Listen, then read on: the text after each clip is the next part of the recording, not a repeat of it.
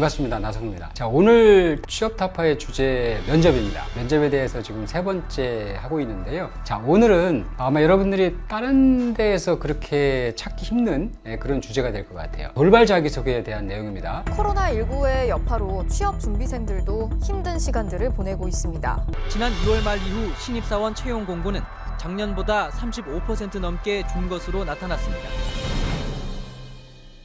돌발 1분 자기소개에 대해서 어떻게 대처해야 되는지 대처법에 대한 케이스를 설명을 드릴게요. 돌발 자기소개는 지원자가 준비한 내용 말고 딴 걸 해달라 이런 요구를 하는 거죠. 두 가지 형태가 있습니다. 첫 번째는 이런 거예요. 제한형 주제. 그러니까 면접위원이 원하는 내용을 명확히 제시를 하는 경우가 여기에 해당이 됩니다. 예를 한번 들어볼까요? 이런 경우죠. 외운 내용 말고 지원자의 강점을 중심으로 자기소개를 해주세요. 자, 이렇게 요구를 한다거나 아니면 본인의 직무 역량을 중심으로 자기소개를 해주세요. 이렇게 되는 거죠. 그러니까 면접위원이 원하는 그 주제를 명확히 제시하는 게 제한형 주제입니다. 자, 반대로 개방형 주제도 있어요. 자, 이거는 원하는 주제가 있기는 있는데 얘기할 수 있는 주제가 좀 자유롭다라는 거죠. 자유롭게 제시를 하는 건데 지원자가 준비한 내용 말고 오늘 어떤 생각을 하면서 면접하는 자리까지 왔는지 얘기해 줘 보세요. 또는 이런 겁니다. 지원자가 우리 회사를 처음 와봤을 텐데 어떤 생각이 들었는지 그 느낌을 좀 얘기해 주실래요? 이렇게 얘기하는 거죠. 이 같은 주제는 주제를 주기는 했지만 지원자가 생각할 수 있는 범위가 좀 자유스러운 거죠. 그죠? 그래서 이걸 이제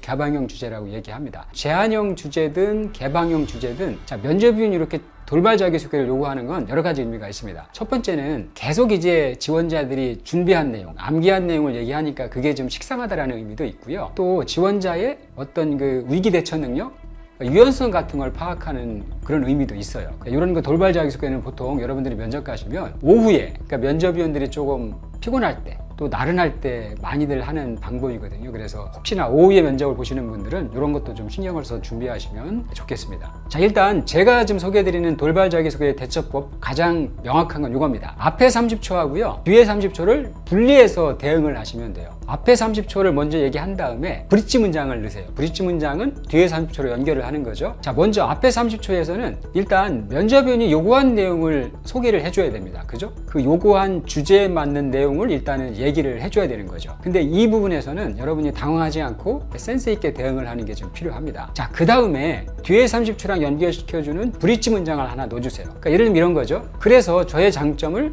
몇 가지 말씀드리면 이렇게 한다든지 아니면 그런 의미에서 제가 준비한 두 가지 역량을 말씀드리겠습니다. 이런 식으로 해서 브릿지 문장을 간단하게 한 문장으로 좀 넣어주신 다음에 뒤에 30초를 연결하시면 돼요. 자, 근데 중요한 건 뒤에 30초는 여러분이 원래 준비한 자기소개의 내용을 소개를 하셔야 돼요. 근데 어쨌든 앞에 30초를 이미 까먹었잖아요. 그죠? 그러니까 뒤에 30초, 예를 들면 20초 정도의 여러분이 준비한 내용을 소개하려고 그러면 내용을 전체 얘기해서는 안 되죠. 내가 준비한 자기소개의 키워드만 간결하게 전달하시는 게 좀 필요합니다. 그래서 그런 대응법을 좀 머릿속에 넣고 계시면 돌발 자기소개를 요구할 때라도 당황하지 않고 대응을 하실 수가 있습니다. 자, 그러면 그 사례를 좀 보도록 할까요? 자, 먼저 돌발 자기소개 케이스 1입니다. 자, 이거는 면접위원이 지원자가 준비한 거 말고 본인의 강점 중심으로 자기소개를 해주세요. 자, 이렇게 요구를 한 거거든요. 자, 이것도 제가 몇 번 설명드렸던 D 합격자 사례를 가지고 한번 소개해 볼게요. 자, 한번 보겠습니다. 제 강점은 실행력입니다. 그 근거로 두 가지 사례를 말씀드리겠습니다. 자, 일단 여기서는 면접위원이 요구한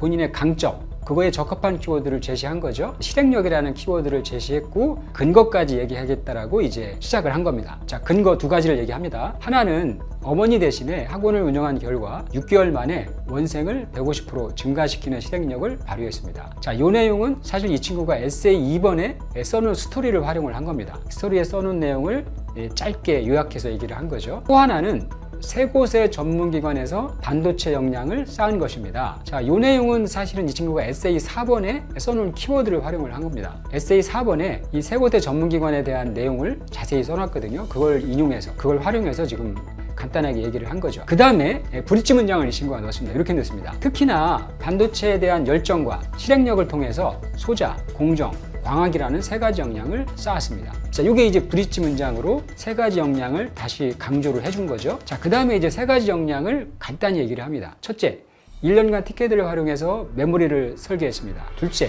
광기술센터와 나노기술원에서 과학 역량을 쌓아왔습니다. 그리고 셋째는 반도체 설계교육센터에서 모스펫 공정 역량을 길렀습니다. 이렇게요. 그러니까 원래 본인이 조금 세부적으로 얘기하려고 준비했던 자기소개의 세 가지 경험을 간략하게 키워드만 전달했다고 보시면 돼요. 굉장히 잘한 대응이라고 보시면 됩니다. 그 다음에 마무리를 이렇게 했습니다. 자, 이 같은 소자, 공정, 광학 역량을 바탕으로 트러블 슈팅을 책임지겠습니다. 감사합니다. 이렇게 해서 어쨌든 60초 안에 마무리를 지은 사례입니다. 마무리도 그렇죠. 세 가지 역량을 재강조하면서 핵심 내용만 간략하게 어필을 한 것도 저는 굉장히 잘 대응을 했다라고 생각이 돼요. 자, 그래서 이런 케이스를 보시고요. 같은 맥락으로 두 번째 케이스 2번도 한번 볼게요. 자, 이거는 면접위원이 오늘 면접을 오셨는데 어떤 생각을 하면서 왔는지를 물어본 자기소개 대응 케이스라고 보시면 되겠어요. 지원자 나상무입니다. 자, 이렇게 자기 이름을 다시 얘기하면서 여유를 좀 찾는 것도 방법이 하나가 될 것 같고요. 제가 면접장까지 오면서 긴장도 되고 걱정도 많았습니다. 어떻게 하면 저의 진심과 역량을 제대로 보여드릴 수 있을까 생각하며 왔습니다. 자, 이거는 이제 면접위원이 요구한 내용을 본인의 생각을 솔직하게 설명한 거라고 보시면 돼요. 어쨌든 면접위원이 요구한 내용에 적합한 내용이라고 보시면 될 것 같아요. 그죠? 하지만 제가 회사에 와보니까 활기찬 분위기 느낄 수 있었고요. 그래서 이곳에서 저의 열정을 쏟아보고 싶다는 생각을 하게 되었습니다. 동시에 이 자리까지 오기 위해 제가 노력한 것들이 생각나서 뿌듯해지기도 했습니다. 이렇게 대응을 했습니다. 입사하고 싶은 회사에 내가 면접을 보러 왔고 꼭 합격하고 싶다라는 그런 관점의 얘기도 해준 거죠. 그리고 내가 어떤 노력을 해왔는지도 살짝 어필을 해줬다고 보시면 되겠어요. 자, 그래서 앞에 30초는 어쨌든 면접위원들이 요구한 내용을 해준 거죠. 자, 그런 다음에 브릿지 문장을 이렇게 넣었습니다. 이 친구는. 그래서 반도체 엔지니어가 되기 위해 제가 쌓은 노력을 오늘 제대로 전달드리고 싶습니다. 저는 소자, 공정, 과학이란 세 가지 역량을 쌓았습니다. 이렇게 연결을 했습니다. 자, 브릿지 문장으로 주제를 완전히 전환을 했죠. 그러면서 원래 본인이 준비했던 세 가지 역량을 여기서 강조를 해주는 거죠. 첫째, 1년간 티켓을 이용해 메모리를 설계했습니다. 둘째, 광기술센터와 나노기술원에서 광학 역량을 쌓아왔습니다. 그리고 셋째는 반도체 설계교육센터에서 모스펫 공정 역량을 길렀습니다. 이것도 원래 준비했던 자기소개를 세 가지 경험을 간략하게 전달을 잘 했습니다. 이 같은 소자, 공정, 광학 역량을 바탕으로 트러블 슈팅을 책임지겠습니다. 감사합니다. 마지막에도 세 가지, 소자, 공정, 광학이라는 세 가지 역량을 재강조하면서 마무리를 지은 사례입니다. 자, 요 정도의 어떤 그 컨셉을 가지고 돌발 자기소개에 대응을 하시면 충분합니다. 꼭 기억을 해주시면 좋겠어요. 앞에 30초, 브릿지 문장 넣으시고 뒤에 30초 이렇게 하시는 거. 그것만 머릿속에 좀 담고 계시면 어떠한 돌발 자기소개가 요구되더라도 침착하게 대응을 하실 수 있습니다. 최근에 제가 그 이자면 면접편을 출간을 했습니다. 그래서 오늘 제가 보여드린 그 케이스는 사실은 요 면접편에 들어있는 사례이기도 하거든요. 필요하시면 도움을 좀 받으시면 좋겠고요. 실전 인성 모의 면접도 한번 면접을 앞두고 계시면 꼭 한번 도움을 받으셨으면 좋겠습니다. 다음에 제가 준비한 주제는 이 마무리 발언 때문에 탈락한 케이스를 한번 소개를 드릴게요. 1분 자기소개 못지않게 중요한 게 마무리 발언이죠. 또 많은 분들이 고민하는 건데 고민을 풀어드리기 위해서 마무리 발언 탈락 사례를 가지고 다음번에 찾아뵙도록 하겠습니다. 감사합니다.